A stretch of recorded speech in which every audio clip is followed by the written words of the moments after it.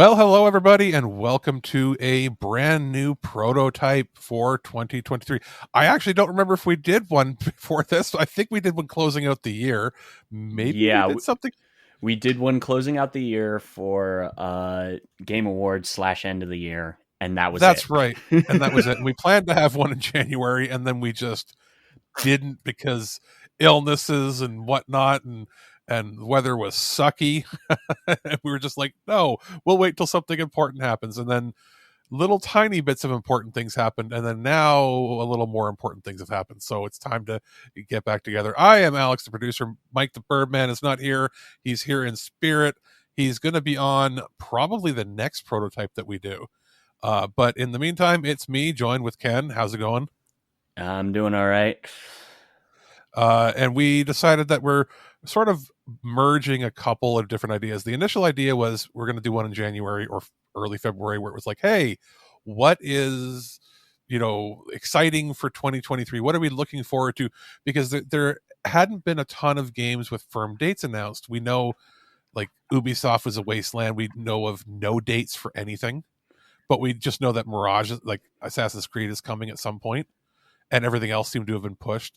That Avatar Pandora game is Pushed gonna again. pushed. It's going to be probably at least a year out from when the movie came out, which is like, how do you do a movie tie-in a year later? Yeah. And the only thing keeping it alive is that it is what helped fund their new version of their Snowdrop engine, right? Yep. Or is it a brand new engine? Yeah, No, it's Snowdrop. No, it's Snowdrop. It's the new version of Snowdrop. It's the new version of Snowdrop that has ray tracing, I think, built in. Yep. And it's supposed to be next gen only and all that yada yada fun stuff. Outside of that, there wasn't a whole lot of anything, except we knew that June was starting to stack up, and some things that were supposed to come out in March, April, or May were all pushed back to, in some cases, indefinite things. And then what was coming up is, hey, there was a bunch of showcases that were announced for either the 6th or 8th or 9th, somewhere in there, and some of them got shuffled around, but this week happened to have a crap ton of gaming showcases or directs, and I think that probably has to do with this being the either this week or next week is a lot of these companies' end of their financial fiscal years. Yep. Some of it is at the end of the month, but some of it's now. And I was like, why would they do it now? And it's because isn't GDC at the end of the month? GDC already happened. Did it happen? I thought it's like March 20th. No, GDC already happened. I know that. There's some game thing. There's some big game thing. I think it's I think it's another developer's one, and if it might be the European one, which would explain why some of these companies were doing their stuff right now, maybe getting ahead of the game a little bit so they can show off what they've got, and then do things later. Also, I was thinking, like, maybe it's because of March break or spring break, but it's like, no, that doesn't make any sense. No, it's the end of the fiscal year for sure. Yeah. And also coinciding with Mario Day, which is as of this recording today, which you would have thought the trailer would have come out today for it, but I think they wanted it. I think they wanted to drop the trailer early because today there's probably movies that are out that have Mario attached to them. Yeah, well, and also it gave them one extra day of lead time to advertise some sales that were starting today. So we were like, hey, let's merge these two concepts into one recording. I know we've got a bunch of stuff recorded previously for other shows that haven't come out. Probably going to put this out first because this is a little more timely than the rest of the stuff. But I think we should probably start with what was showcased this week, and then at the end of the show we'll talk about what the schedule is looking like for the year and what we think is going to be interesting moving forward. So I think the first thing that happened was the Paradox. What did they call theirs? Paradox announcement show or something. Paradox keeps changing the name of their shit. Yeah, and I had forgotten that this was one of the bigger companies that was acquired by, bigger indie companies that was acquired by Microsoft. I don't know how many years ago now. No, but Paradox isn't owned by Microsoft. It's isn't it? No, Paradox is because the whole thing was sponsored by Microsoft, and they even did it like They might have a deal with Microsoft. Is it? See, because that's what I thought. Like, I think or they was it? have. Or I was think it? they might have Oh like a wait, publishing deal. oh wait. It's In Exile that was bought Yeah, In by Exile is bought by which Microsoft. does similar games. That's Yeah, why I got confused because I'm like, what is going on? Like, because I'm like, why was it all everything was Microsoft branded, even though not they. everything is I coming out think. from them. I think Paradox announced that they had a deal with Microsoft for like publishing and stuff. It would explain because every game shown was coming to Game Pass. Right. So that's probably where I got that idea because I'm like, I was like, there's. I thought I would have heard of this, but no, it looks like Paradox is still a independent company. Yes. So they haven't been bought up by Microsoft or Embracer. Embracer yet. Yeah. Yet's the key word, but they are like the last bastion of producing like high quality, medium to higher budget RTS and strategy games. Their Uh, PC is their bread and butter. PC is their bread and butter. They're known for But uh, they've definitely branched out into console stuff. A lot of their absolutely, and for they sure. found ways to make RTSs and strategy games work on console controls very well. Yeah, I They're mean, one like of the very few companies I ever that's done remember, that. I remember with them, the first time they came on my radar was when they did Magica. Oh yeah, that's right. And I remember them for being they stepped up when SimCity really dropped the ball with the Oh always yeah, online and all the DRM problems, and then City Skylines became popular, and they made that XL version that went to everywhere, and it became better selling than SimCity ever was. and I mean the console And version just came out last month. I mean that's a game that I guess at this point it's like a 10-year life on it, Yeah, just roughly. about. And it was like very well received. It's a No good DRM game. issues. It's a Yeah, good sim. it's everything that people wanted SimCity to be. So not really spoiling anything. Their closing of their show was to showcase that hey, we've got a sequel in the works, Yeah, and that's so City Skylines 2 is, and it looks polished as shit already. It looks like it's ready to go, and it's coming. You know, sometime in the future, but it looks farther along than I would expect for something that they hadn't announced previously. I would not doubt that we might see a date at E3 during the Yeah, PC showcase.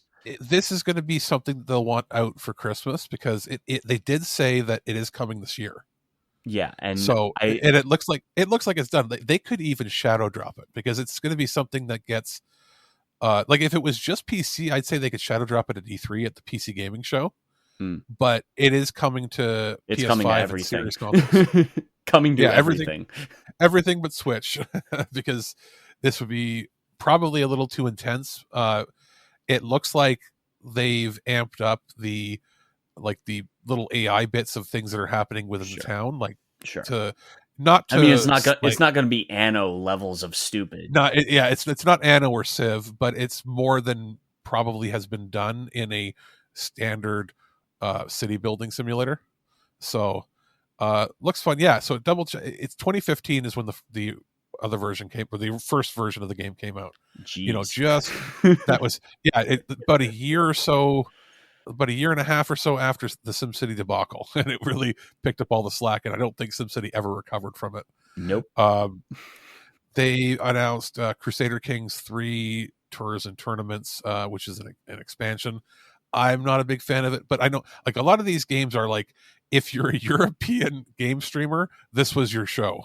If you're a European game streamer and you grew up with PC gaming as a kid, this Paradox is the kind of just scratches your itch. Yeah, it's like European, or if you're like a Korean streamer who's finally tired of playing, Dota StarCraft. Dota, StarCraft, and like League. They're looking. They're like, ooh, wait a minute, what's going on in Europe? Yeah. They showed off a few other titles. Europa Universalis 4 expansion, which again, none of our friends play, but I do know is a very, very big franchise. Like it's probably one of the bigger strategy franchises out there. Surviving the Aftermath. That looked interesting to me, and it's an expansion for a game I'd never even heard of. Like the Rebirth expansion they showed off, where it's like looks like what they've done is they've made it so it's a RTS where you're building up your colony or your survival colony, and the idea is to try to make the Earth livable again. Mm. Very green on message sort of thing. That's right, and they showed off Knights of Pen and Paper 2, and I got super hyped until I read that it is one of the worst reviewed games on Steam right now. Yeah, Knights of Pen and Paper 2 is not very good. Apparently, like all the cool stuff they show in the trailer doesn't work right. Doesn't work And it's like, right, and oh, it's also microtransaction to shit. yeah. And I'm like, oh man, because it looks so good. And it's like, no, it's crap. They showed off more of Stellaris expansions, which is like, again, cool. If you like that stuff, neat. Um, I'm trying to think. They had a couple, it was a lot of updates for, and like this, Paradox is the king of making expansions for games and having long life cycles for games, but not usually nickel and diming you outside of an expansion every year and a half or 2 years. Mm. So, I mean, cool for that. The big announcement obviously was City Skylines 2. Yeah. And that'll be something to see, because like if they can maybe crack into that itch that people had from playing Flight Sim, if it can look similarly good, if it can, I don't know, they didn't really announce much, but I'm getting the feeling that it's going to be an always online game. It's how it is for a lot of these games now. Yeah. If they can utilize cloud computing to do a lot of the processing of the AI in the game, I would assume so, that given the fact that they've partnered with Microsoft on stuff. exactly, that's what I'm thinking. This might allow the game to run on much lower hardware than expected, but still have all the features. Mm. So we'll see what happens there. And that was pretty much the Paradox one. That was sort of the aperitif for what was coming a couple days later. We had it's a little out of order here, but we had the Mario final trailer for the movie drop. Yep. Which, I mean, it looks cool. I'm still, every time I see Chris Pratt, I'm like, he's not interested in the role. No. And then you compare him to Jack Black, who's having the fucking time of his life. Yeah, like, but he really doesn't, like, he looks like he's just there. Like, he doesn't even look like he's excited to promote any movie. Like why is he even making movies if he's not excited to be there? Yeah, it boggles my fucking mind. But yeah, outside of that, like, most memorable parts of the trailer is the the very emo star, was it Luma or whatever it's called? Played by some animator's kid, probably. Yeah, it's just like, I was trying to think of like what it reminded me. It kind of reminded me of like the emo goth kids on South Park, only like super cutesy. And I was just like, oh man, okay. I mean, So of they course, got you're going to here. make a Luma joke where it's just like the Luma's freaking crazy. Yeah, it's like, okay. So I mean, and also, the funny little joke there when Bowser's calling out his troops and naming how great they are, and he's like, and you, whatever you are. The Spinies. And it was the Spideys, and they're just like, oh. Aww. So I mean, that was cute. That looks fun. I know right after the trailer dropped is when the advanced tickets went on sale. Advanced tickets went on sale for pretty much everywhere. Yeah. There were some Well, countries that obviously aren't. Yeah, I believe it was Canada. I think they said Canada, the States, and UK got the advanced tickets first. Right. And then I think Japan came next. Yeah, and then the rest of Europe is, I think by now it should be live, they said. Yeah. They were just waiting on, I don't think it was like hey, we're picking countries first. I think it was just, hey, certain countries chains are somehow connected. But right? also, so it would have been like, but also because Europe, they changed Europe's date as well as they changed North America's date as well from yeah, they moved it up a couple days. Yeah, well, they moved ours up a couple days, and then I think they pushed Europe like a week because of distribution stuff. Yeah, I can see that. They have to get different language versions ready for like the 5 base languages in the EU. Yeah. Because like they'll have the English version ready, but they also, I believe, for like every show, let's say you're in Italy, for every showing that they have in English, they also have to have a showing ready to go dubbed in Italian. Yeah. So similar to what you do with like Hollywood movies in China or Hollywood movies in India, where they'll have both. Like you can see it dubbed or subbed, and I guess they probably weren't ready. Yeah. Whereas here, I'm debating: do I see it on the Wednesday, or do I wait? I'm like, it's going to be crowded as shit. I don't really want to do that. I want to go on a time when there's like no kids, which is going to sound weird. I mean, But, like, considering what I did, I rant about what I had to deal with Cocaine Bear.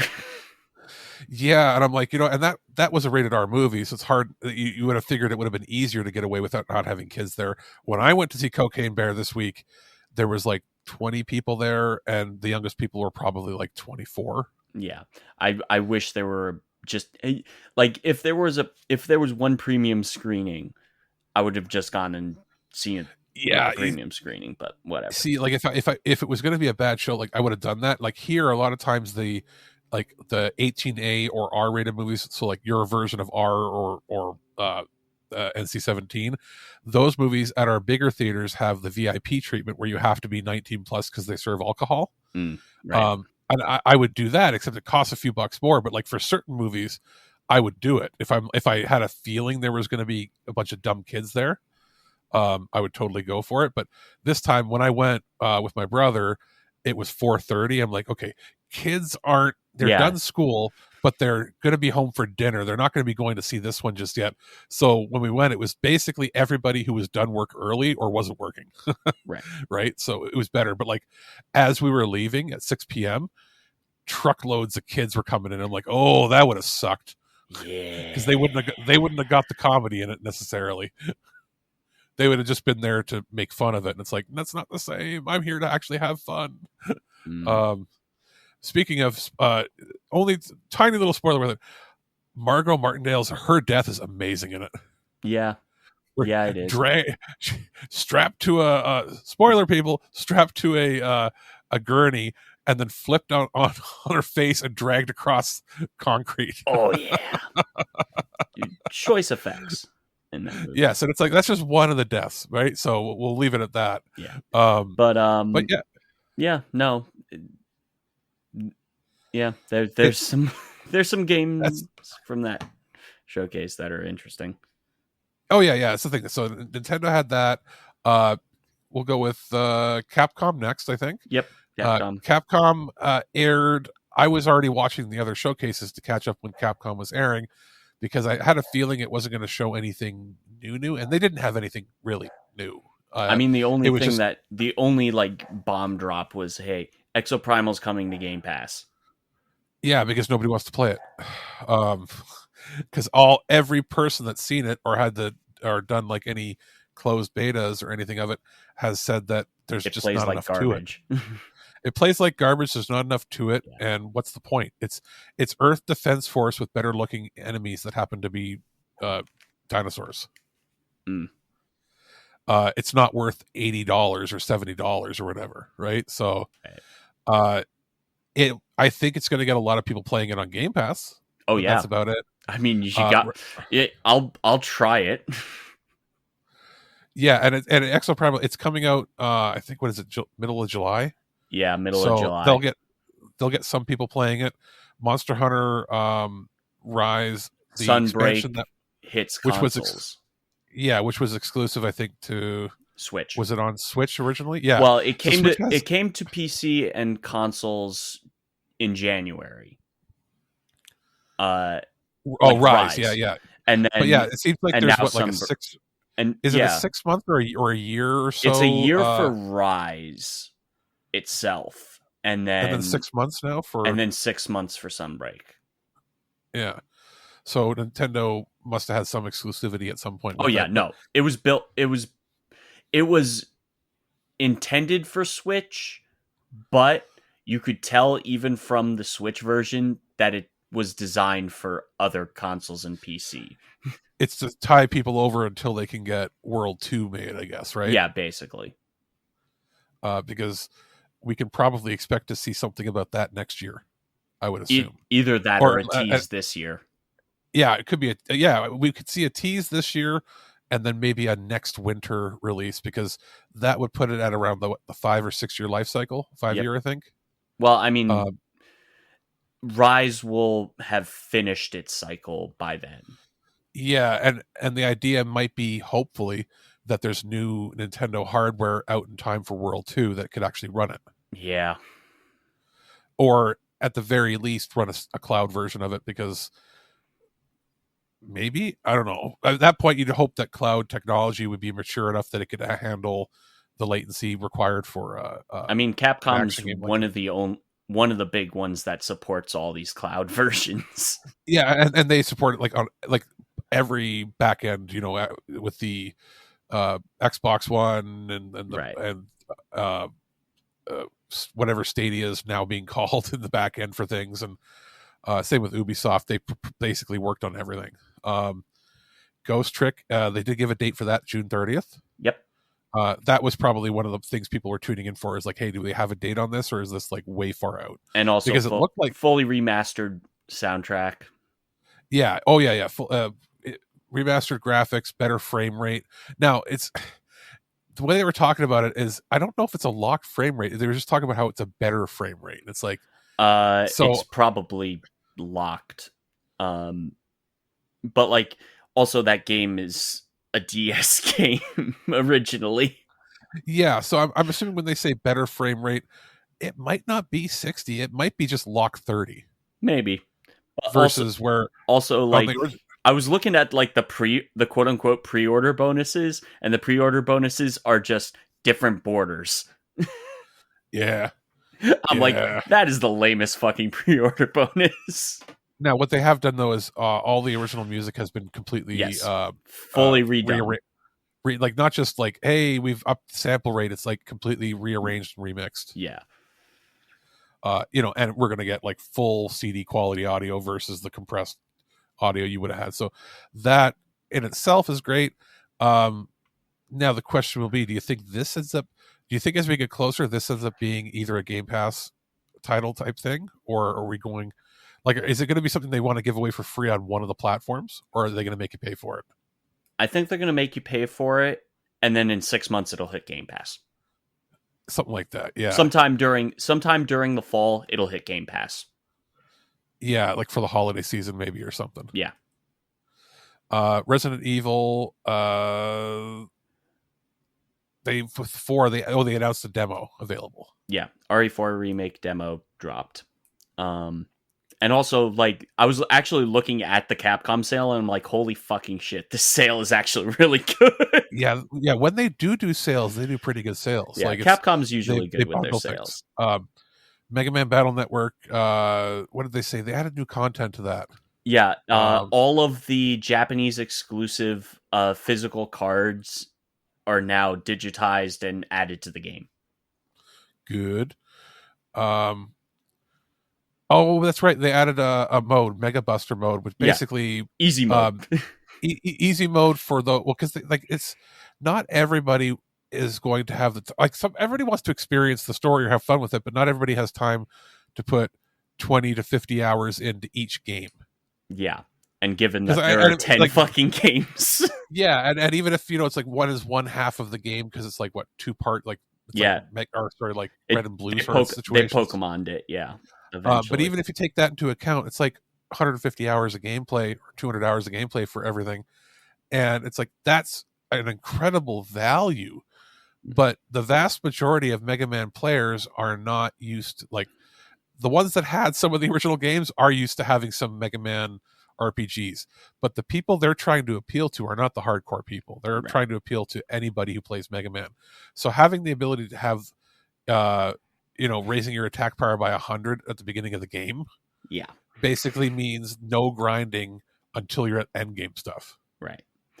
And I mean, like, this game looks great. Like, cool. It's similar to the other Mega Man collections that have come before it. They're just doing it with the one set of games that people have been clamoring for. Yeah. I mean, the only thing missing from this would have been like, hey, we're also including X Command mission Mm. or something, which they might do eventually, right? Put that. What was the other Do one that another they made? Zero X collection. Yeah, and it's like or Mega Man the Lost Collection or the Forgot whatever it is, The and they could put in Forgotten some of the games, yeah, or like something you like throw that. in like throw in like a soccer game and Throw in Mega Man throw in Soccer, which is really good. an X Command mission, and I think Yeah. there's another one. Like put in Legends 1 and 2, 64, and X Command. Mm. And they could probably charge full price. The Yeah. other thing that they had was Street Fighter 6 introducing more commentators, The which final I didn't set, the I didn't final realize it's Japanese just. commentator. And most of the commentators, both the Japanese and English, a lot of them are just like pro wrestlers. The chunk of them, and then they also one of the big things with this is they also had a setting. They have settings with the commentators. You can add a certain person as the color commentator and a certain person as the as just the Yeah, play so it by means play. every single person has recorded multiple types of commentary, which is interesting for it. Yeah. And that's pretty much their showcase. There wasn't anything like spectacularly new, except that we got a little more from each game, plus dates for most of them. Yep. Outside of that, we had let me see what I'm pulling up for my notes here.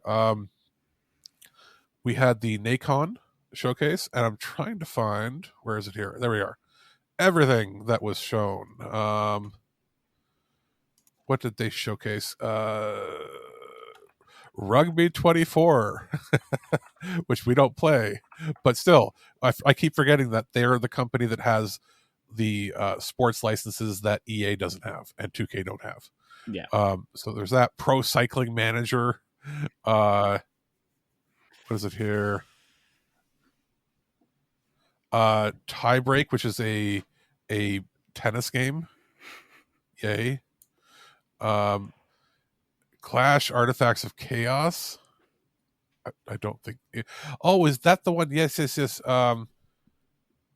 That's the one where it's like not a. It's a third person over the shoulder kung fu RPG. But like you play as weird. Like the art looked bad. I'm sorry, it looks odd. Then there was Transport Fever 2. Lord of the Rings Gollum got didn't get a date. It's still I think it's getting pushed to the holidays now, which is like 2 years late. And the game is looking worse and worse every time they show it. Like the graphics keep getting downgraded. And it also got announced for. I know it was announced previously for PS4 and Xbox One when it was originally supposed to be next gen only or current gen, I guess now. By the time this comes out, it's going to look about 3 years too old. Yeah, which is unfortunate. Ad Infinitum. That what was that again?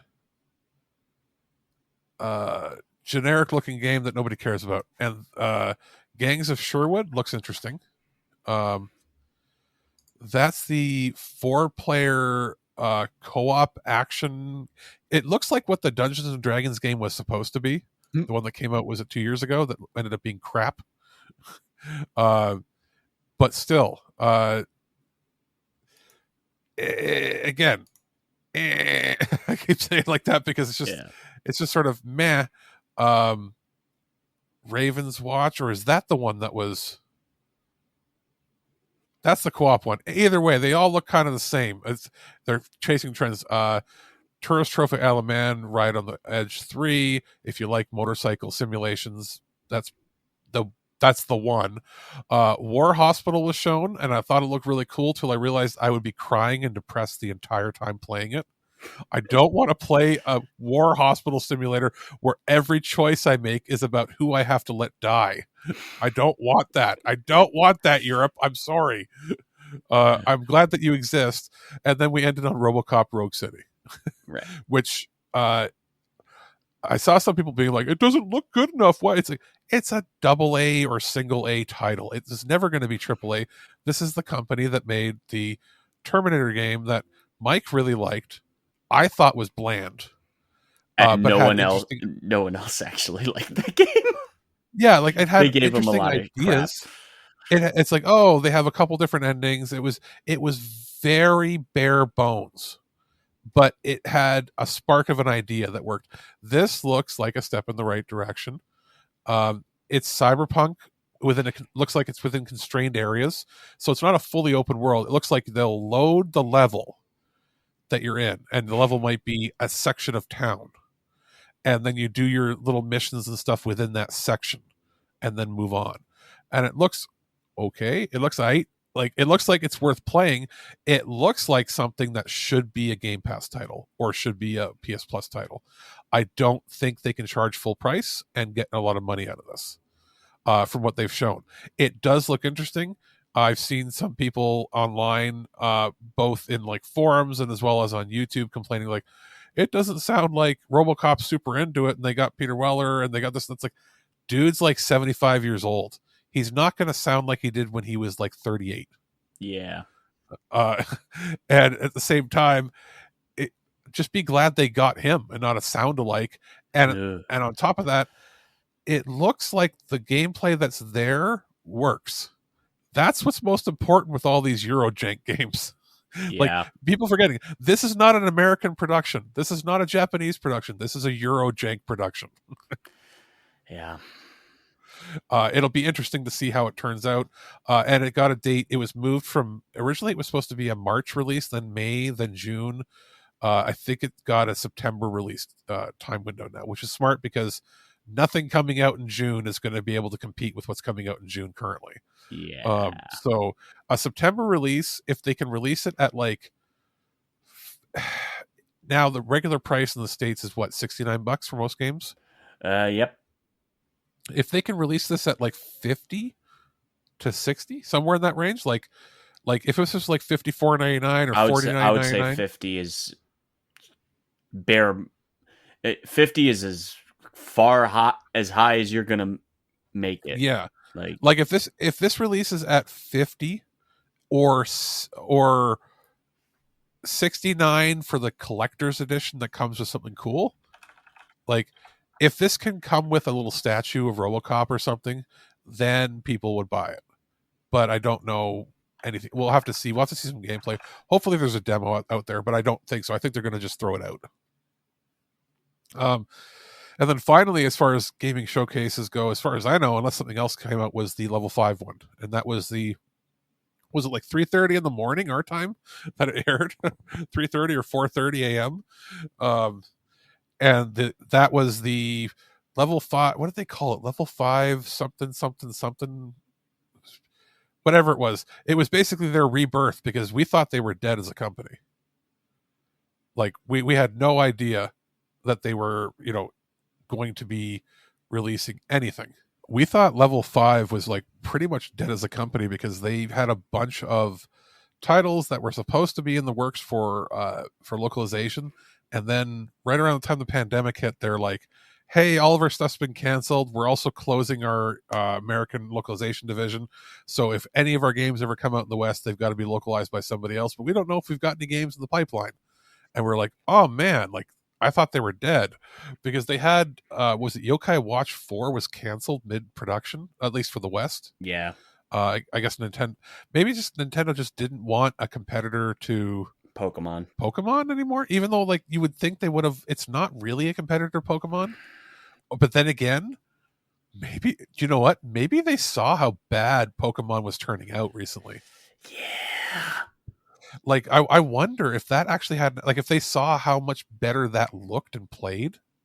Because if you see Yokai Watch 4 from, what is it, like 2018 now, I think? Yep. That's a better playing game than the 2022 games from Nintendo. Yeah. So yeah, like now their showcase didn't have like a ton of new stuff. It just had more in-depth details on Deca Police. Which I'm excited different for. Trailers. Yeah, me too. 2 different trailers. So one showcased a little more of the flashiness of what the game is, and then the second trailer was a little bit more explanation of the gameplay loop. So each character has like some sort of supernatural power or some sort of interesting anime-esque uh shonen power that gives them the ability to investigate crimes differently. So I'm assuming certain missions you'll use certain people to solve certain crimes. Yeah. And then it looks like in some cases you have to chase down the suspect in the open world. Yep.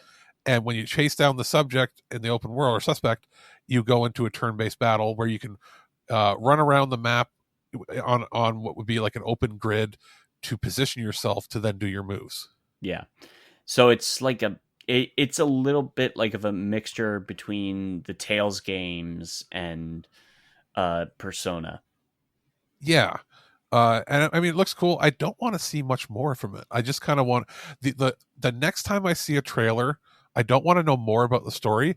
I just want to hear the English voices, Yeah. because I can guarantee you they're going to use English voices. The amount of money they're putting into this and the production, the way Nintendo showed it, there's going to be English voices for this. And this is also it's coming out on PlayStation 4 and 5.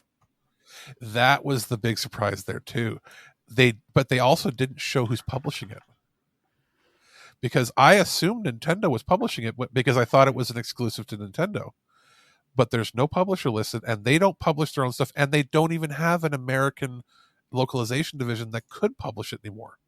So I'm thinking it's going to be Xseed, probably Xseed or Marvelous, because who else publishes RPGs on multi-plat like that?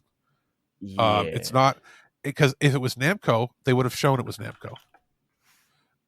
And it's like there was nothing there to indicate publishing at all. So I'm actually going to check the website here, because they're on the copyright for it. When they showed in the trailer, there was nothing. I'm wondering if Nintendo is going to publish for the Switch, and then they're going to have Xseed or somebody do it for other platforms. Yeah. Because I don't know, like they don't have the distribution network to do it themselves. How weird would it be to get a PlayStation 5 game that has a Nintendo publisher on it? Yeah, it's weird. Let's see here.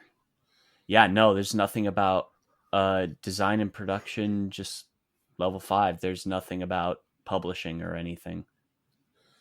Or is this going to be a weird situation where in the West we only get it on Nintendo, and then in Japan they get it on other platforms published by themselves? They said worldwide release on all the platforms that they said in that presentation. Okay. So okay, maybe it would be weird, but it's entirely possible that Sony publishes their own version.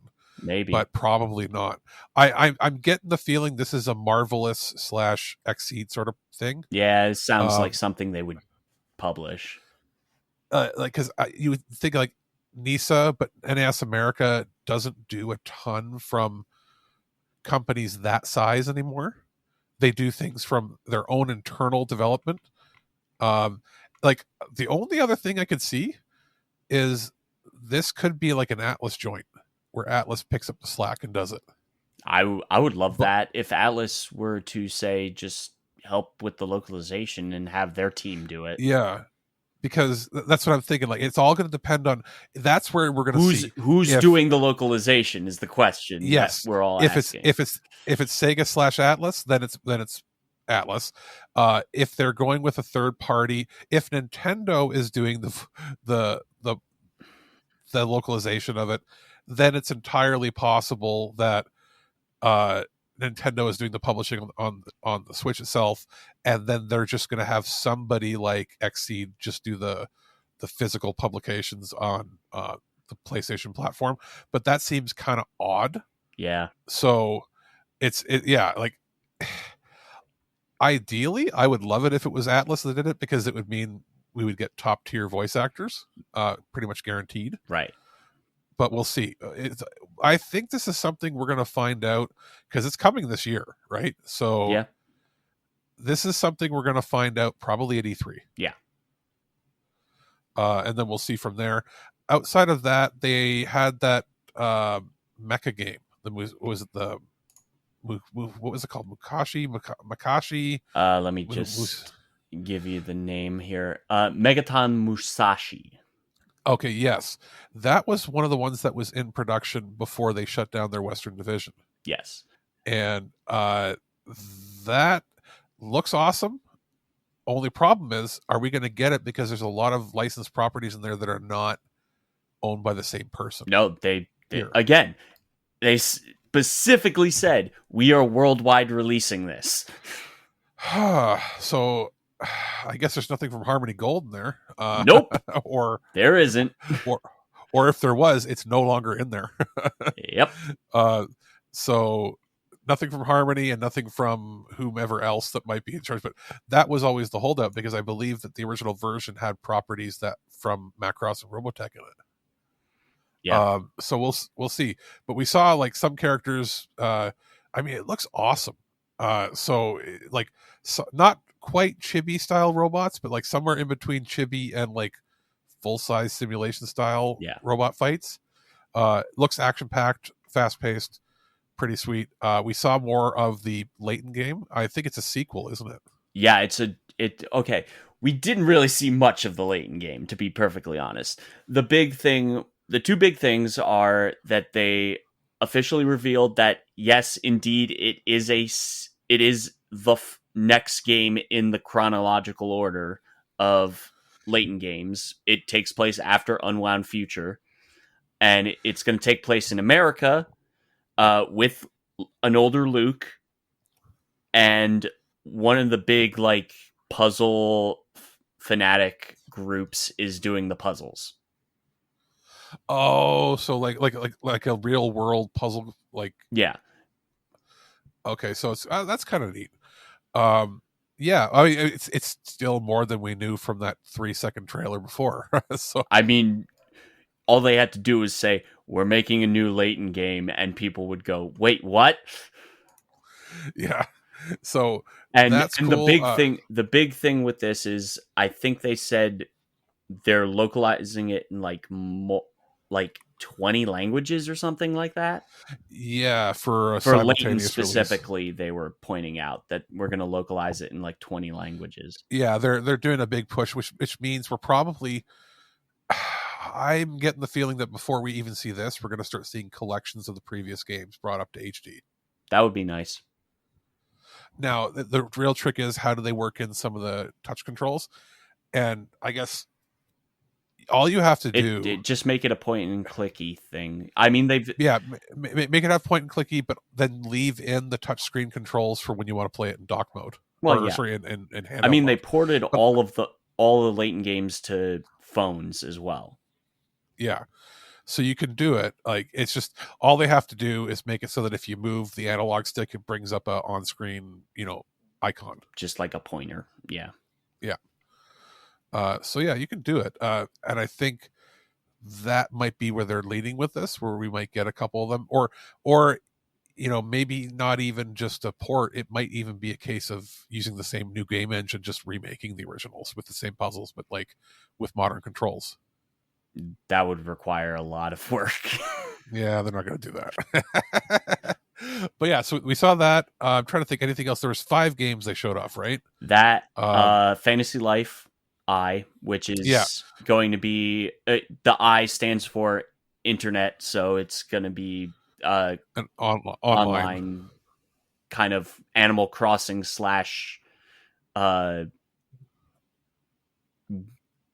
Monster Fighter, Harvest Moon RPG. Thing, yeah. Cool for the people that want to play that. Cool. Yep. Then game number 4 was the final game. Actually, that's 5. This makes 5 because oh yeah, Deck of Police. Yeah, that's right. And then they, what did they finish off with? They finished off with Inazuma 11. Inazuma 11. Yeah, which again was one that we were told initially was going to have a localization from Namco, and then it disappeared. This game's been in development for 5 years, 6 years, or it's been 4 years since it was announced for the West, and then it just never happened. Yeah, I think mostly because, well, I can I can guarantee some of it has to do with the fact that they got Studio Mappa to do the animation for the cutscenes. Well, yeah, they apparently during the time that it's been in limbo, they actually got more cutscenes made for it. Right. Because And Mappa's I a know that bunch of friggin' insane people. well, it was supposed to be. This was supposed to come out before an anime, and the anime already came out now. Yeah. But So they probably they're like, I think the Chronicle mode specifically is what they were working on to make it worth the while waiting for the yeah. after the anime came out. So the fact that this was shown and they said that it's coming out means we're getting. Now I don't know. Are we getting English voices in this, or are they waiting? Because like at this point, I don't think the anime has had a dub yet, has it? I don't even know if the anime has a dub at all. But also the If fact that well, they're here's the if doing literally this is from the website, including 4,500 characters from series past. That's insane. it's gonna yeah. They're I not wonder gonna how much of that is just localize that. that's that yeah, but 4,500 people. You know what it's gonna be? A hell of a lot of thousands of people that are just heads in the crowd. Well, no, these are all playable characters in this Chronicle mode. They're We'll gonna see. literally. They haven't said it. They're gotcha systeming this. Yeah, they're gonna have to. Well, I'm still interested. I like the idea of a sports RPG. Yeah, no, like the single player stuff, the actual sports RPG stuff, that looks great. The Chronicle mode is its whole separate fucking mode.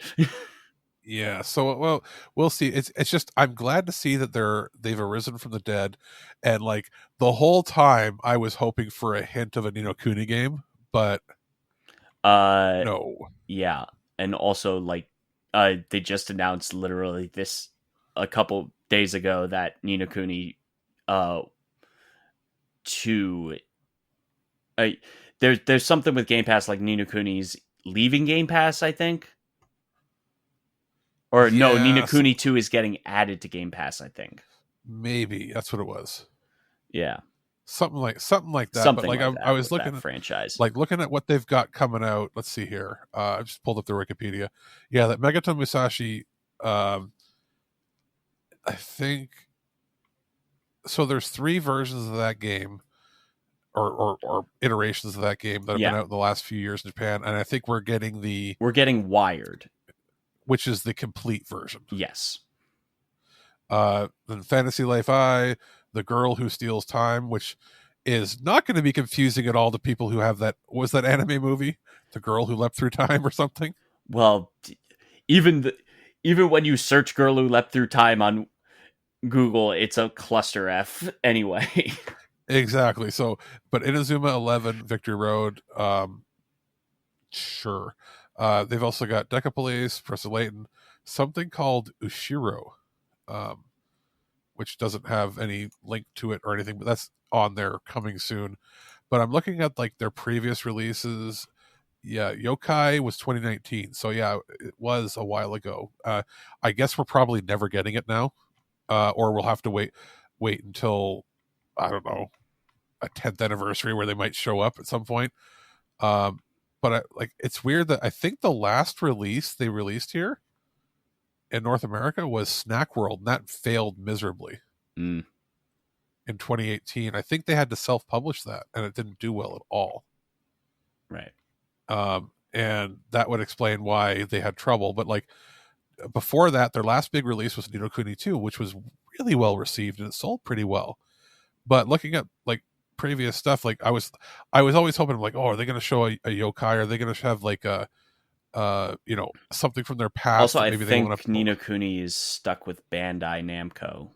I think Yeah, so they it's all technically going to own depend. it. Yeah, it's going to depend on if they want it. So maybe if Inazuma 11 sells well for them, they'll be like, hey, let's make another Nino Kuni with them.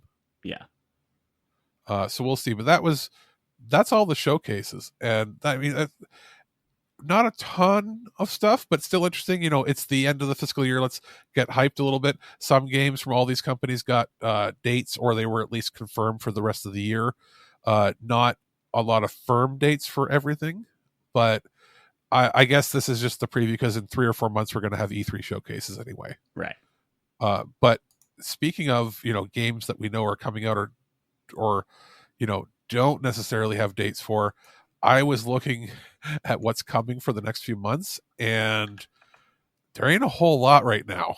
I'm surprised. I thought more stuff would have been announced for the like recent, like for March and April, I but it's mean, kind of a bit of a wasteland. Like for as far as March goes, from the time of this recording onward, like there's some indie titles, but like a lot of it is ports. I'm yeah. actually, what am I working A on? lot of it's ports for consoles and stuff. PC, there's some good indie stuff coming out. 9 Years of Shadow just announced recently that they're releasing at the end of March. System Yeah, Shock's releasing at the end of March. yeah, as long as that doesn't get pushed. But yeah, System Shock's coming. No, The Bayonetta. they're selling it. Okay, well then It's good. already on sale on Steam. Like You can buy it. Legend of Heroes Trails to Azure, which again port. Finally getting an English version Yes. officially, but port. Bayonetta Origins is coming. I feel like that's kind of slipping under the radar. Well, the problem is was because Bayonetta 3 got lambasted for its story.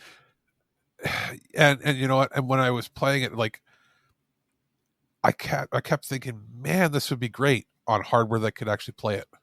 That too. I kept thinking, like, man, on an Xbox or a PlayStation or anything that can play it at above 24 frames per second would be great. But yeah, so we'll have to wait. Like, it's the kind of game where if they do a deluxe version on the next Nintendo hardware, I think it's going to get reviewed a lot better.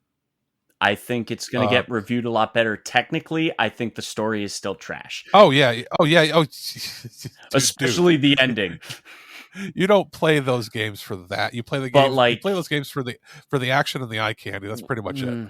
Well, here's the thing. Like, yes, they're all the Bayonetta stories are trash, but like, yeah, it was especially trash. It was extra special trash. Yeah. I'm looking WWE 2K23 and March 17th, same day as Bayonetta. Let's see which sells more, Bayonetta or WWE. It's probably going to be WWE.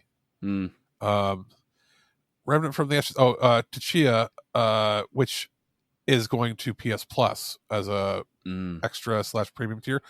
That's going to be interesting, and I like the idea that it was it was made by like a small country's like investment fund sort of thing, right? And I believe a lot of the profits are going to go to like preserving their culture and stuff. I'm like, that's actually really cool. Yeah. So I'll give it a like. Originally, we had put in a review request for it with the company, but I think we retracted the review request because it's like it's going to PS Plus, and I'd rather just play it that way. Yeah. Some of the big PC titles that I just want to note: the Finals, which is a 3-player team demolition simulator kind of game, and oh my god, this is like if Battlefield's demolition stuff was on drugs. Oh, okay.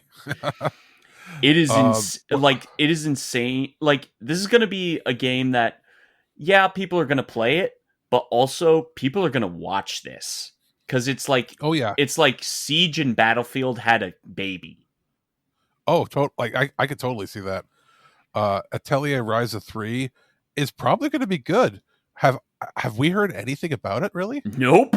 But it's coming out on the 23rd. Like, and we've covered the titles in the past, and I feel like Koei hasn't done really anything to promote it, but yet it's coming, and they keep talking about it coming. I get. And like wait, they did change it. That they've moved it. It is the 23rd, but now that's only for Japan.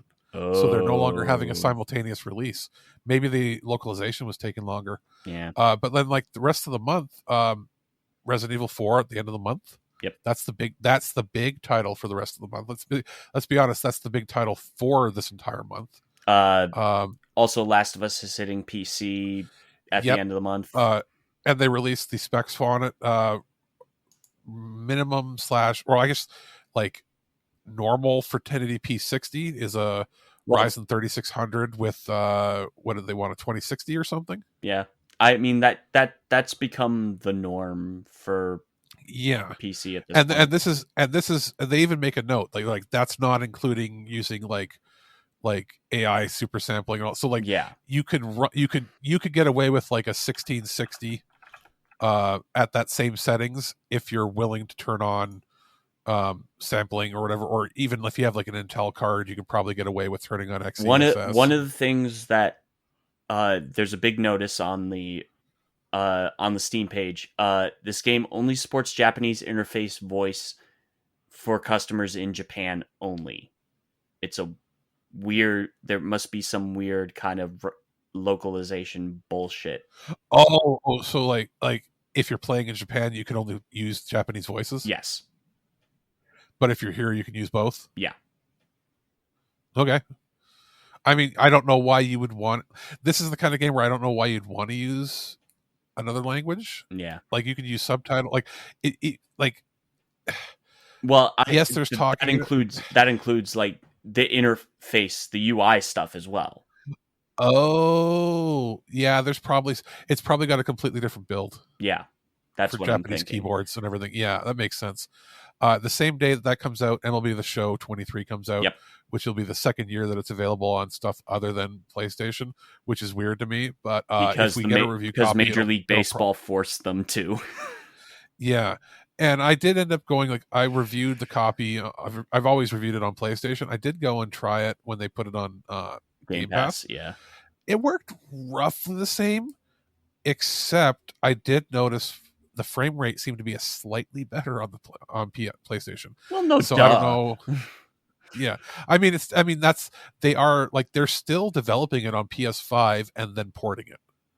That's just they are not going to just magically change their development platform, because it's easy enough. Even though the Xbox Series X on paper is slightly more powerful, they're still going to make it on the platform they've been making it on forever. Well, So yeah, and the same and I love you've seen the recent Sony bullshit that has come out. yeah, yeah. Like just This isn't a case, and I'll say this: this isn't a case where they're going to sabotage the other console versions because no. that's not what that's not Neither what this of is them about. are. No, the interesting thing here will be: will the Switch version be better than the one that they launched last year? Probably not. Because, like if anything, it'll look the same, but maybe perform slightly better because they'll have 1 year extra of understanding how the hardware works. Maybe Because this is literally a studio that has only worked on Sony hardware until last year. Yeah. So like they've never made any other games. They've only been making this for like 15 years. So there's going to be some kinks to work out. I imagine it's going to be a smoother experience on all platforms because it's the first time, well, it's the second time they've had to release on all platforms, but the first time they've had a year behind them to understand what worked and what didn't. Right. So we'll see. We probably will get a review copy. We'll see about that. And then that's pretty much it for the end of the month. System Shock says it's coming this month, but they don't have I think it's just going to release. They don't have like a firm date. Yeah, they're just it's going to be down to it. I would not be surprised if it comes out the very last day of fucking March. Yeah, exactly. And then, but like that game looks amazing. Like I played the demo. Oh yeah. Like, I was watching you, man. Absolutely great. Like it looks great. Like it looks like what I would want an HD remaster remake to look like for that. You don't need to have like insane, like, oh my god, it's using Unreal 5 crazy. No, you don't need that. You just need it to look and feel good and play good. Exactly, and have all the permeations and have ways to get around things, and have thinking outside of the box to solve solutions. That's the kind of stuff you need with it. Yeah.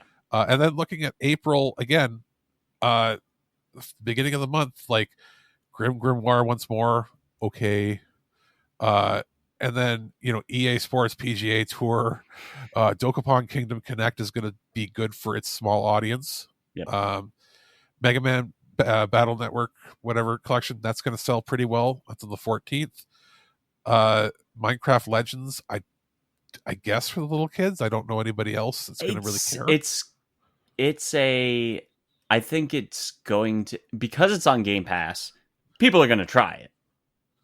Yeah, but I don't think it's going to be. It's not going to be a super hit. I think the days of Minecraft being like something people are excited for something new for is gone, and it's there as like the little kids teaching tool and whatever audience they already have. Yeah. And then after that, a lot of ports are coming out. Advanced Wars. And then we jumped to the Finally. 21st, and we got it. Advanced Wars 1 and 2 Reboot Camp. Hopefully, getting a review copy of that same day. Dead Island 2, and I think that's a final date. I don't think they're moving it again. No, Dead Island. I think Dead Island 2 is dead in the water. Let's put it that way. Oh, it is. Like, this is something that come Christmas time, they're going to put it out probably Black Friday for like $29, and it's going to sell like crazy because it is a polished looking game. Yeah. That people are curious about, but they don't want to spend $70 on. No way. Not in.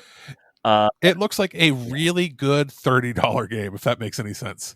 It looks like a really good Ubisoft $30 game. Yeah. But it happens to be from Deep Silver. One of the at the end of the month, there's the day before Jedi Survivor is Last Case of Benedict Fox, which is also a Game Pass.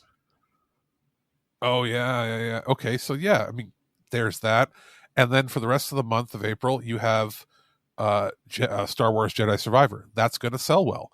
And they were actually smart to move it to that time slot because it's before all the big releases come, but has given it a little more time to get some polish on. I mean, it's a week because it's a week before Redfall drops. Yeah, and I was going to say who cares, but I think Redfall, people are more curious now than they were before. Yes. So now that we've actually seen full gameplay. And I talked to Mike, and I think we're going to see he and I for sure, and then we'll see if your schedule allows for it. We might do some co-op play of that just to see what it's like. And then after that, like a week and a half later, we got Zelda. So that's gonna that basically takes over the rest of May. That with what we've seen, like again, not a ton of stuff. Well, because Suicide Squad got pushed. Yeah. WrestleQuest is coming out at some point in that month, and that's probably the indie title I'm looking most forward to in that whole month. Well, yeah, I actually got to play WrestleQuest at MagFest because they were there. Oh yeah, because they're actually I think WrestleQuest is done by some devs actually here on the East Coast.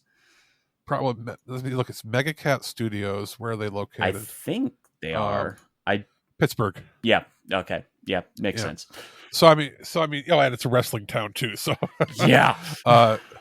So I mean, yeah, like that looks fun. And again, like we talk about, like there's not a lot when you think about all these games we've been talking about for years now. Very few of them have been talked about by us for these last 2 months that we've been looking up.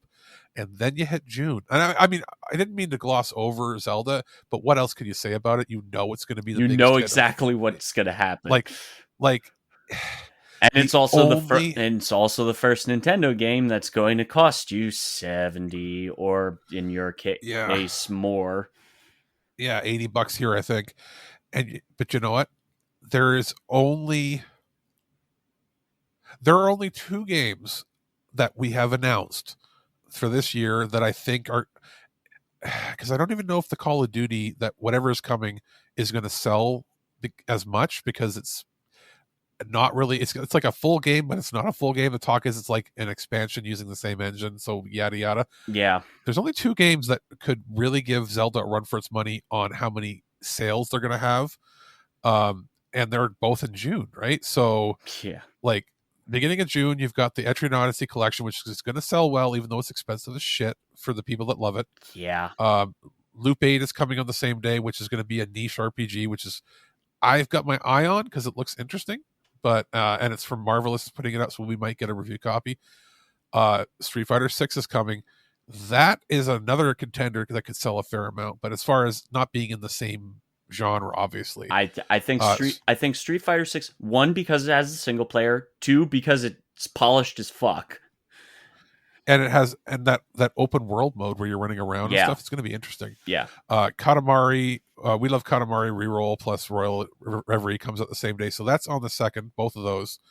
The sixth is Diablo 4. That might sell as many as like on PC. Well, Like we it'll will be see, it'll we will be see because the open beta is at the end of the month.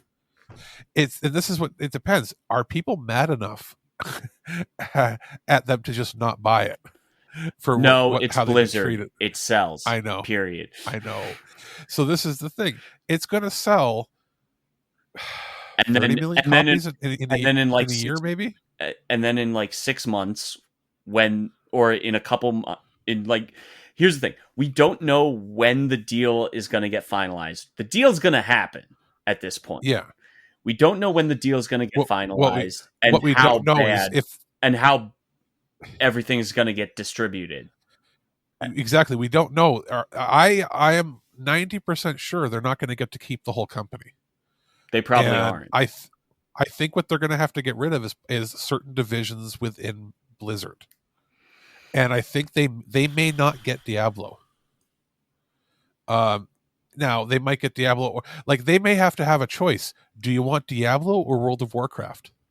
And they'll take World of Warcraft. Yeah, not even a question. And this might be a case of Diablo shows up on PlayStation.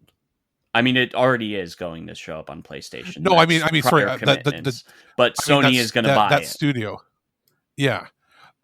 So either way, like I think Diablo 4, like if people are like, oh, there's 130 million or whatever it is, Switches, how many?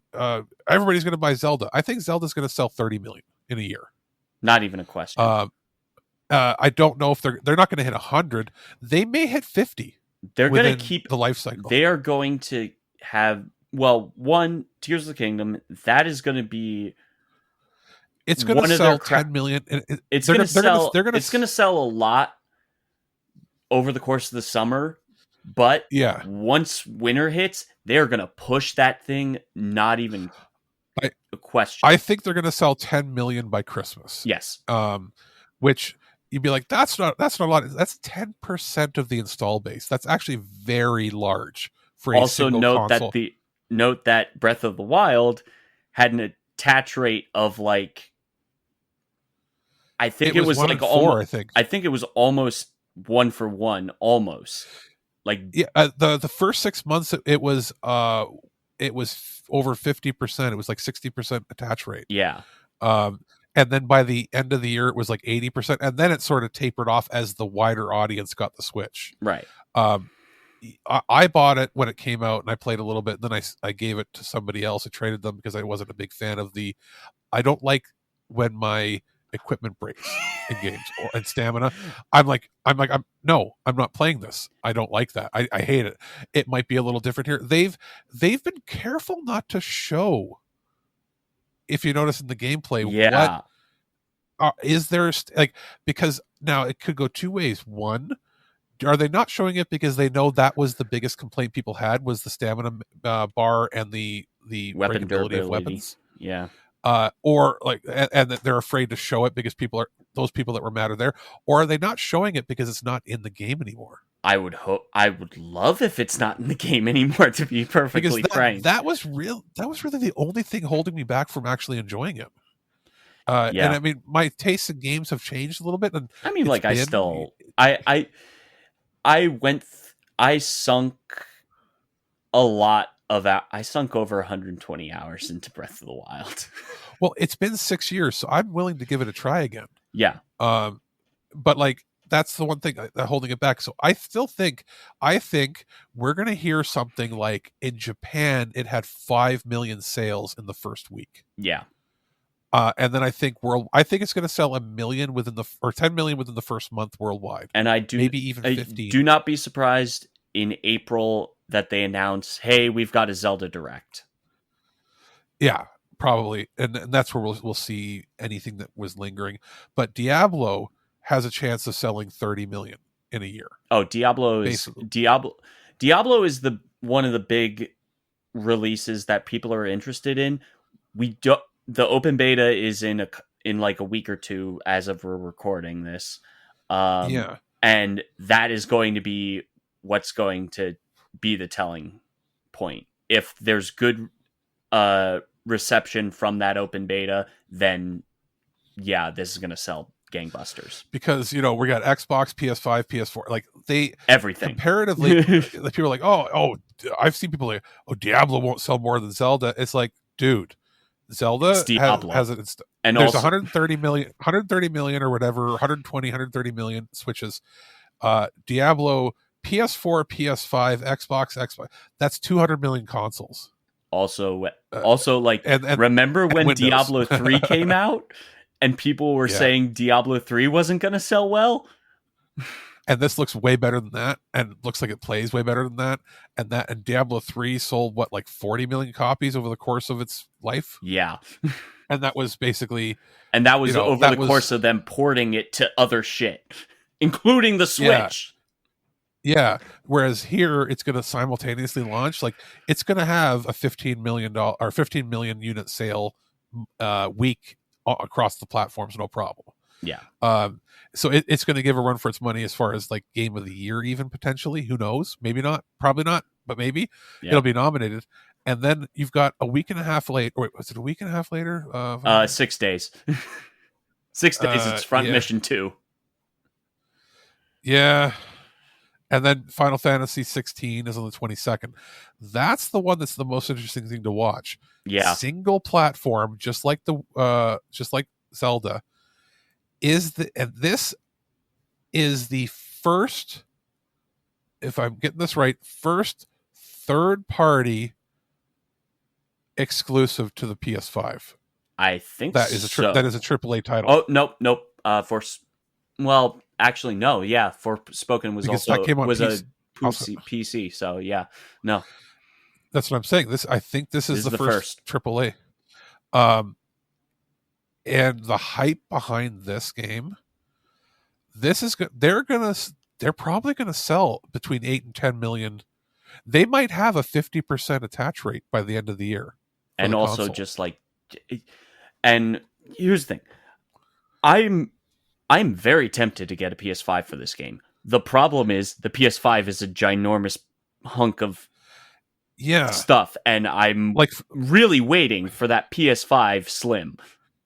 And this is like, I have my PS5 set up right now. Right now I have it in the bedroom, but when I put it in the living room, it's on like an entertainment unit shelf that is like, it's on top of it. Like, and I had purposely, when I saw everything, designed like, okay, I'm not putting things inside of shelves. This is something that has to stay on top of the shelves. So I had to design my layout around the PS5, because once I did that, I knew that the Xbox and everything else would fit.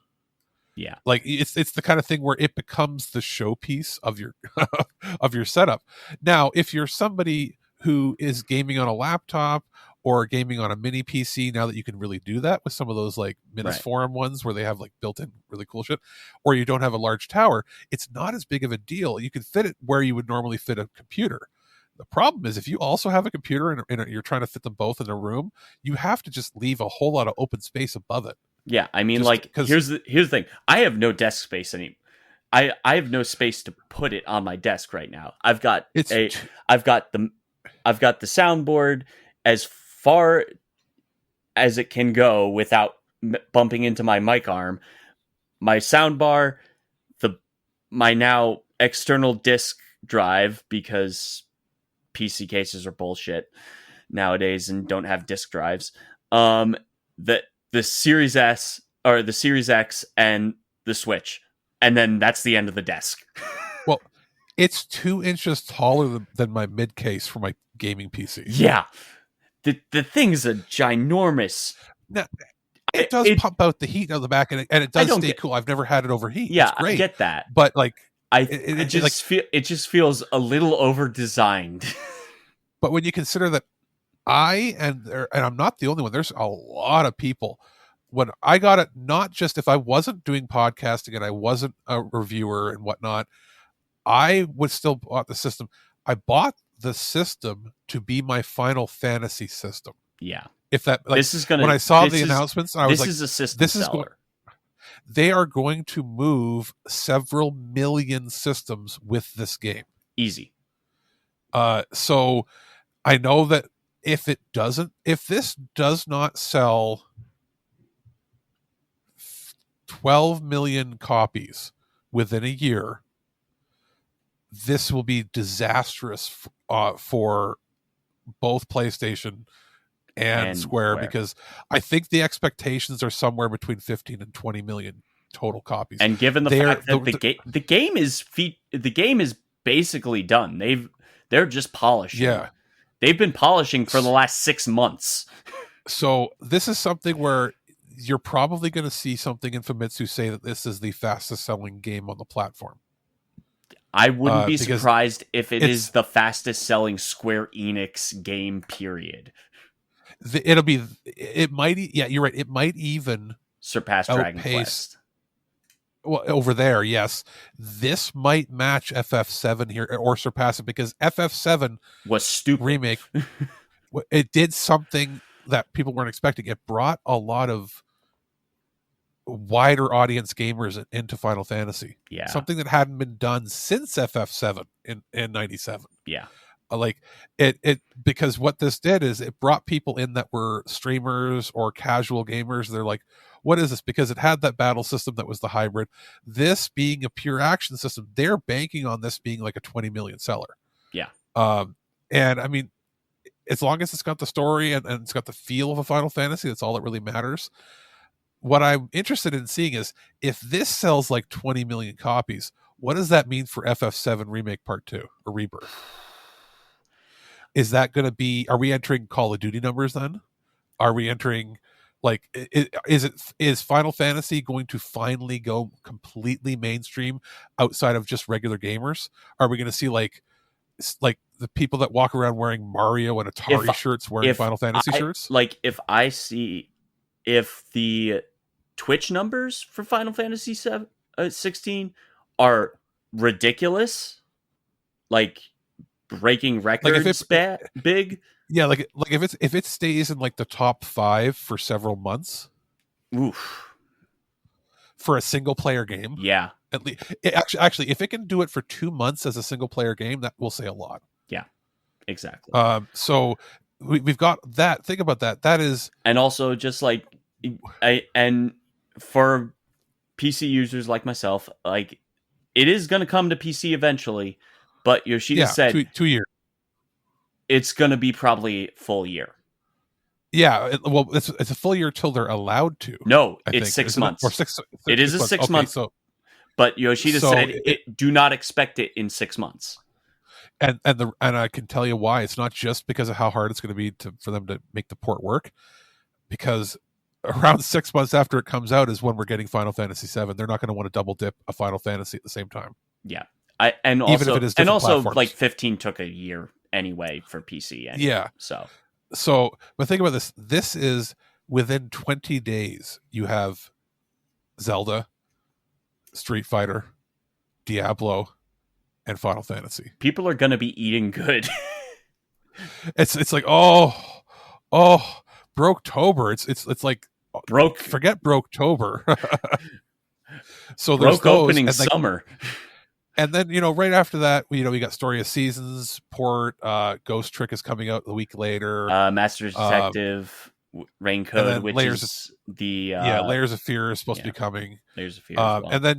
And then, briefly we'll say there's not a whole lot after that, because again, everything was focused on June. July, you've got the Legend of Heroes Trails into Reverie, which is I think that makes us only 2 games behind at that point once that finally comes out. Yeah. Exoprimal. Exoprimal, Atelier Marie, Pikmin 4, and Disney Illusion Island, which is Is that the one that's sort of like the Rayman open world game? It's the Rayman. Is that what that is? Is that the Rayman one? Yeah. Illusion Island's the Rayman Okay, if that's the case, it's still, those are good titles. Again, all about a week apart. But, again, July, that's where you're recovering from the big releases. Yep. Except for Nintendo. Like, obviously, they're not expecting Pikmin to do millions and millions. They're probably expecting somewhere between 1 and 3 million. Yeah. And then Disney will probably get somewhere between 1 and 3 million as well. Atelier Marie Remake will probably get, if they're lucky, 500,000.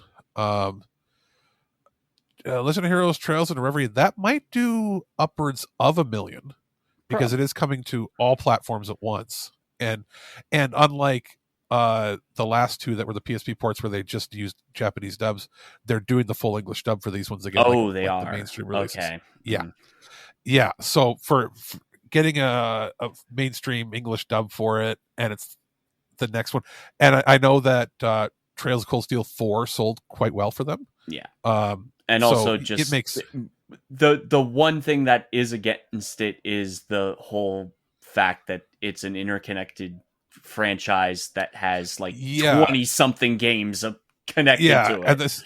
this is the coda to that, where they're passing the torch between the storyline from the last several games Yeah. to a new cast of characters, where that stuff is going to be important, but the game that comes after this one, it'll be nice to know the stuff, but it won't be essential to the main plot anymore. Yeah. And then what they're going to do, they're crazy. In like 10 games they'll do something where they combine the cast of like 300 people or something, but Yeah. the idea is here, this is the swan song of This is the finale. This is the Avengers Endgame of the Trail series.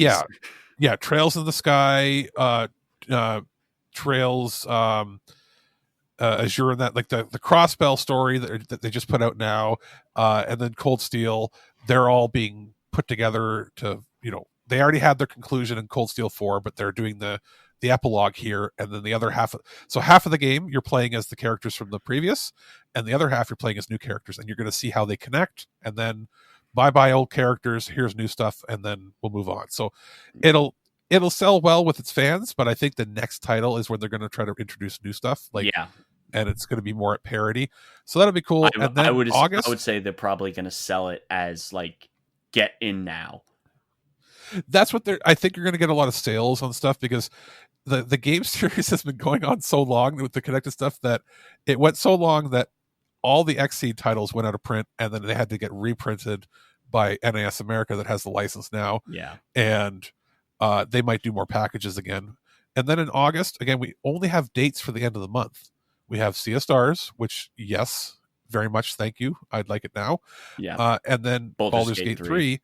And then Lies of P is coming at some point. That's probably going to get pushed until, I would assume, a little later. Lies of P will probably get an announcement of a date at like a legit date at E3. Yeah.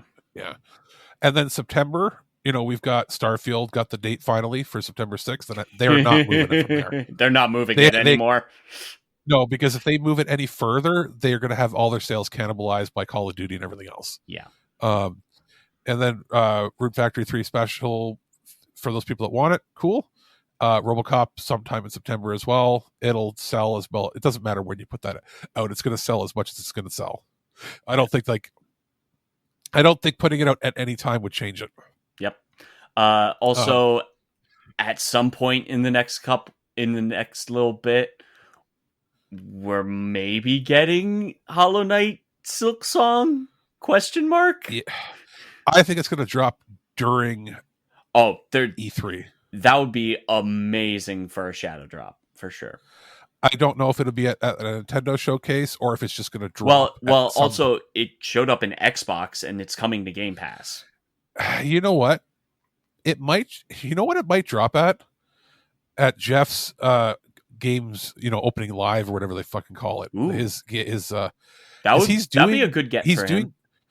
His Summer Games Fest, he's doing an opening show. Yeah. And it's like a day or two before official E3. Of course, because none of the major players are technically at E3. Yeah. Even though Microsoft is technically doing E3, but they're just doing it at the Microsoft Theater.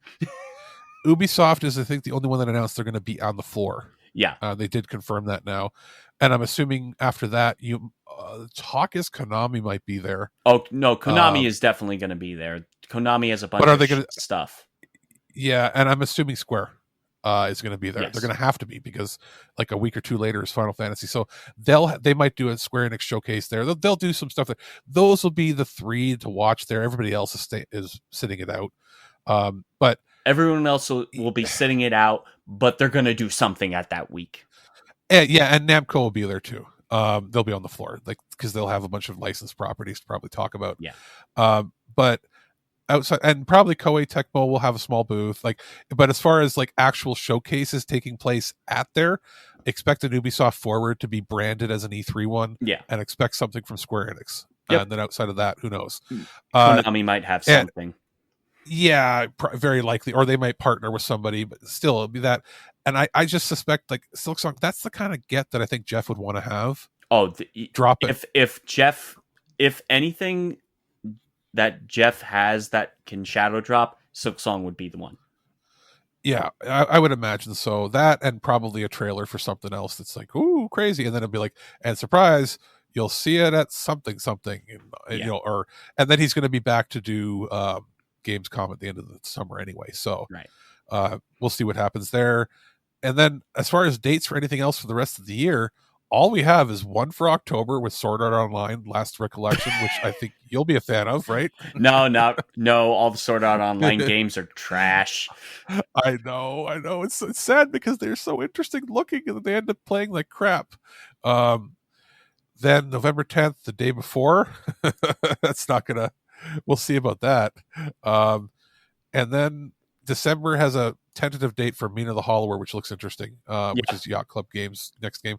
I mean, but like as far as care. I don't like. Again, it's Mina. I'm a backer of that. Yeah, so when it comes out, it comes out. It happens.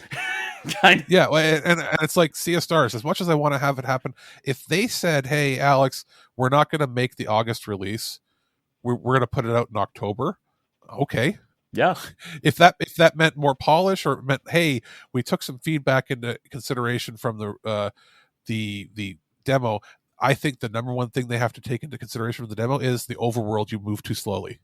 It feel like I understand if you move slowly because you had like, I don't know, random battles there, but it feels a little slower than it should for a SNES RPG overworld, if that makes sense. Yeah.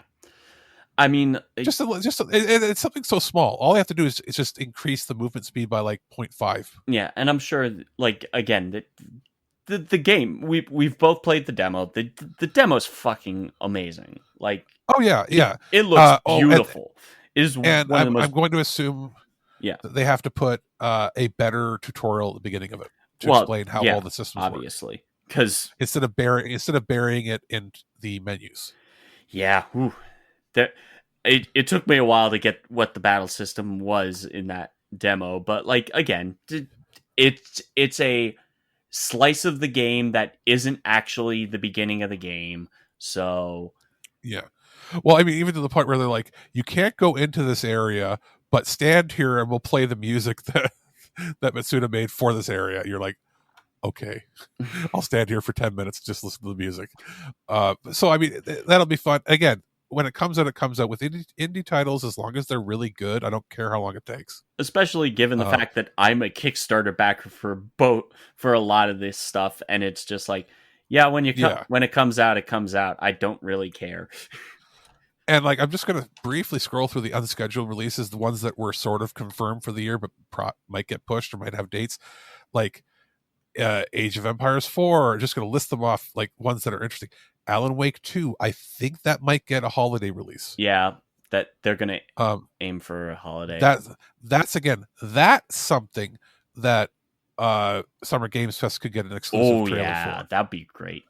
If they got that trailer, because he's had them on his show a few times that had the team on. Yeah. So if they could have them, and if we don't hear anything there, that's a Gamescom drop, probably.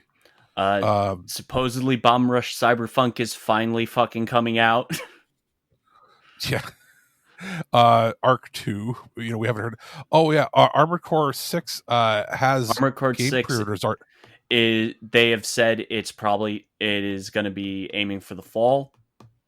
Yeah, it's got pre-orders up tentatively on GameStop and on Amazon already. So yeah, I'm assuming if they've got those listings up and they got the artwork and everything, it's probably something that we're going to find out in the next few months. Probably E3 announcements. Yeah, for that. They'll announce the date at E3 for sure. Assassin's Creed Mirage, same thing. That'll be their holiday game because it's the only game they've got right now. I'm looking at the rest. Chronicles 100 Heroes, which is the Yep. Suikoden successor. That is supposed to be out this year. And that's a Game Pass title at launch too. That is also a Kickstarter game as well, and it's coming out on Yep. everything. Bite and Kaidos, which had announced that they've got stuff in there to make auto battling and stuff so that you don't have to get confused by some of the gameplay. That's got a Q2, Q3. Again, we don't know for sure. What else is there? It looks interesting. A lot of ports. It's just Spider-Man a lot 2 of ports. Spider-Man 2 is being rumored for Sony's big fall game. Yep, that's right. We might see. We'll see. I think we're going to get full gameplay trailer of that. Yeah, not even a question. At the, it won't be at a. It won't be at a state of play. I think it'll be a PlayStation Experience one. It'll where they showcase either more. that or Jeff gets it. It's possible if they truly don't have anything to show for the summer, which is surprising. If they don't have anything, but if they do a full show, we'll see that, and then expect to see a little more of a tease of the Wolverine game, other than just what we saw, probably to the extent that we'll get a tentative, like not like here's a month, it'll be like next year, coming summer or coming fall of 2024 or something like that. Another big Kickstarter game, which is a tactics RPG, Sacrifier, is coming this year, and that's going to be PC only for right now, and then they'll port it to consoles. Is the plan. I'm hoping to see more from some of the stuff like the Expanse Telltale game that was announced before. Yeah. Or the Star Trek one that we haven't heard much from. That's supposed to be this year at some point. We've got more. There's more and more games from Don't Nod coming, right? There's that one where you're like banishing ghosts and stuff. That looks interesting. Some of the big PC titles and / Game Pass stuff. Battle Cakes is supposed to be this year, which is the cupcake RPG. I remember playing a demo of that. Yeah, that was a couple of years ago. Killer Clowns was supposed to already be out, but I think that got pushed. Yeah. We have no date on that yet. Hades 2 is going to be early access sometime this year.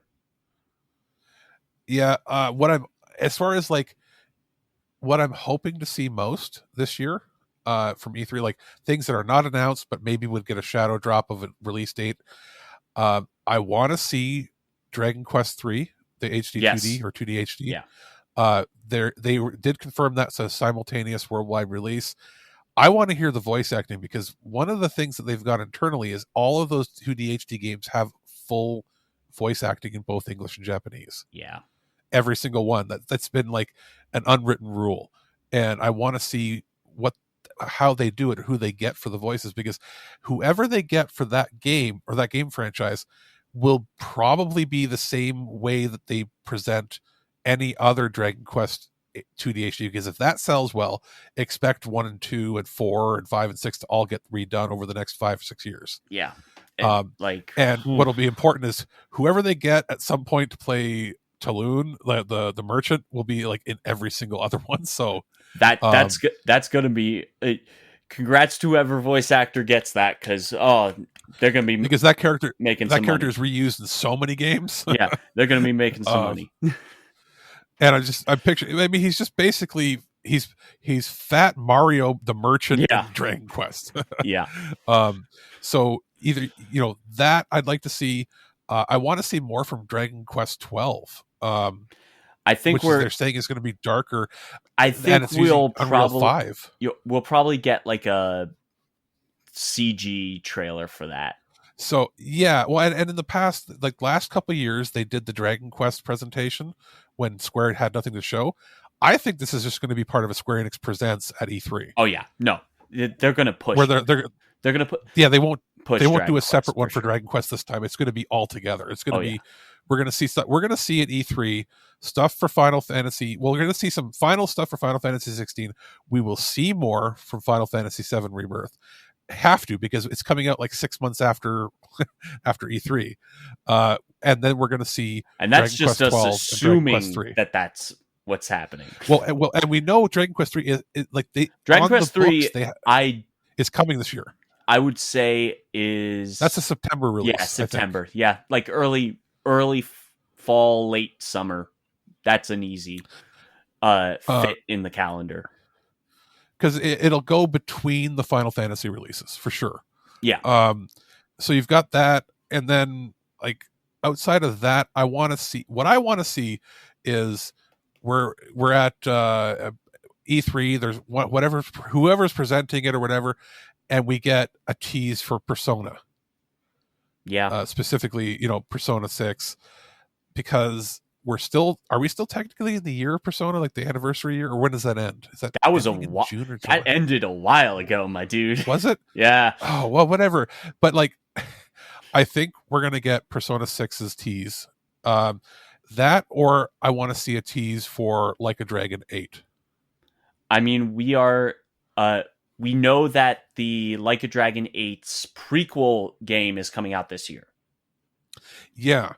We don't know if right. 8 is actually going to happen this year. It might be early next year. Even a tease. The vibe we've been getting is that Persona 6 has been well in production for a while. Yeah, like quite some time. Say, we're talking multiple years already. I would say they went full product. They were in pre-production before Royal came out, and after Royal came out, it was a full production. And also noting Royal's PC and console ports outside of PlayStation, like the ones that just came out in the fall, that was all Sega. That was not Atlas. Yeah, that was. Yeah, they had already been working on other stuff. Yeah, so they were already working on probably 6. Yeah, and there's also talks that we may hear more of like an SMT sequel, like a full sequel. Well, they're already rumored. It's already rumored that SMT5 is getting ported to everything else outside of Switch this year. So it'll actually perform. And my biggest complaint, other than being a little confused near the end of the game, like how the map can be confusing with how vertical and how cluttered things are in it. The biggest complaint I had, outside of some nitpicky stuff, the audio was super compressed. Yeah. And it sounded very, very much like you were listening to an MP3 through an MP3 player like 20 years ago. Yeah. I mean, like, hearing the music at the very least, it'll probably be like the same guys that ported the Personas over to PC and the consoles last year. That team probably worked on this SMT5 port. Oh yeah. So I mean, those are just my RPG hopes and dreams. Like, there's other things I'd like to see. Is there anything else you were hoping to get a glimpse of, at E3, or what you could predict maybe might be coming? Because there's action games and there's platformers and stuff. I'm hoping that outside of the RPGs, that Ubisoft has something new and interesting with Rayman. But outside of that, I can't really predict much because it's been such a weird year. Yeah. I would say one of the big things that I'm just pulling up my Steam wish list here. I mean, like, Wargroove 2 got announced very recently. Yep. And I'm interested in Tron Identity, specifically because it's Mike Bithell Games, and he's behind it, and that looks like an interesting kind of hybrid-y visual novel kind of game that looks pretty good. And obviously, like, I'm super excited for Like a Dragon 8's prequel game that we're gonna probably get a date for at E3-ish time. Yeah. Oh, totally, yeah. And I'm very interested in seeing more of Eternanites, which was that Persona-like game that's done by like a single dev. Oh yeah, the one where you're like holding hands and yeah, like, that looks really interesting. I don't know if we're going to see more of that. Again, like, hey, it's one dev. I'm not rushing him. Yeah, exactly. So there's stuff. There's Yeah. stuff we'll see. We'll have to do another episode as we get closer to E3. Yeah.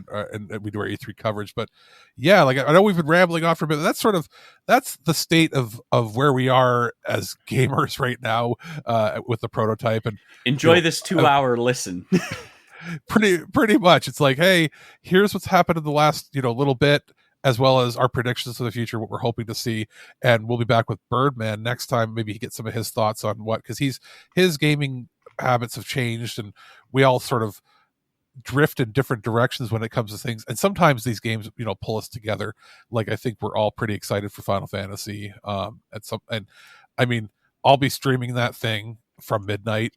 I'm going to stock up on like protein powder and energy drinks, and I'll have a medic alert bracelet, and I'll press the button if it's like I'm gonna die. I would not be surprised if you end up blowing up because of that.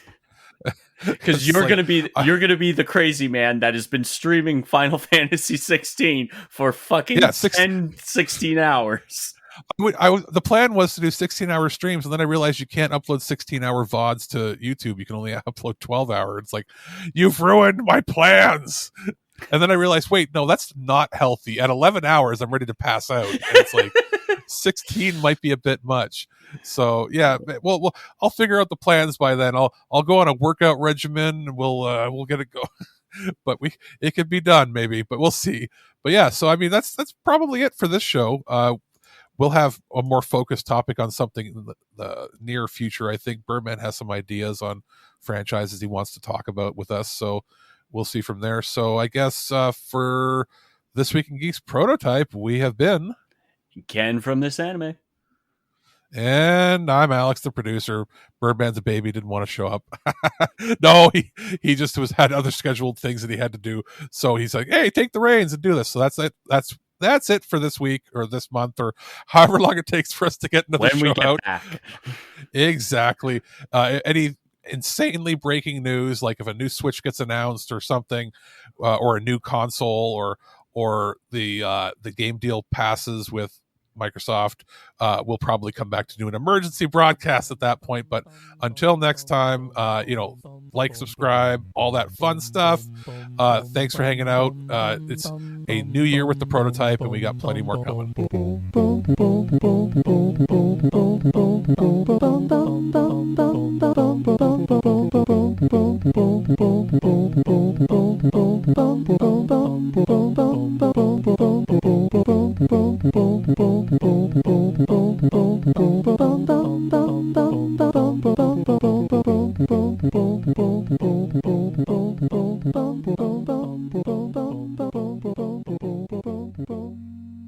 At no point in your rambling, incoherent response were you even close to anything that could be considered a rational thought. Thanks for listening to this episode of This Week in Geek. Hungry for more? Check out our website at thisweekingeek.net. You can subscribe to the podcast, browse our Twitter and Instagram, and leave your thoughts on today's topics. If you'd like to give us some feedback, send us an email at feedback@thisweekingeek.net. Tune in next time, and remember, lower your shields and surrender your listenership. We would be honored if you would join us. Thank you for your cooperation. Good night.